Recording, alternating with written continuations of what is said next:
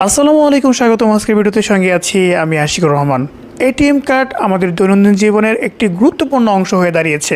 প্রিয় দর্শক, ভুলবশত আপনার কার্ডটি হারিয়ে গেলে বা এটিএম বুথের মধ্যে যদি কার্ডটি আটকে যায়, এছাড়া যদি চুরি হয়ে যায়, তাহলে আপনার কি করণীয় রয়েছে?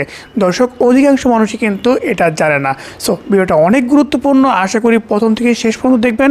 ভিডিওটা একটু লং হবে। প্রিয় দর্শক, ভিডিও শুরু করার আগে একটি কথা না বললেই নয়, আপনি যদি আমাদের চ্যানেল নতুন দর্শক হয়ে থাকেন তাহলে আমার চ্যানেলটি একটু সাবস্ক্রাইব করে পাশে থাকা বেল আইকনটি অবশ্যই বাজিয়ে দিবেন। প্রিয় দর্শক, এটিএম কার্ড মূলত প্লাস্টিকের অথবা মেটালের একটা আয়তক্ষেত্র আকার একটা কার্ড। দর্শক, এটা যদি আপনার হারিয়ে যায় বা আপনার এটিএম বুথে আটকা পড়ে যায়, তাহলে আপনি ভয় না পেয়ে কীভাবে এটাকে উদ্ধার করবেন সেটা জানা কিন্তু আপনার জন্য খুব জরুরি। কিছু মাধ্যম রয়েছে, কিছু পদ্ধতি রয়েছে। যদি আপনি সঠিক পদ্ধতিতে এগিয়ে যান তাহলে আপনার কার্ডটা আপনি ফিরে পেতে পারেন। এছাড়া আপনার অ্যাকাউন্ট থাকতে পারে সুরক্ষিত। প্রিয় দর্শক, প্রথমে জেনে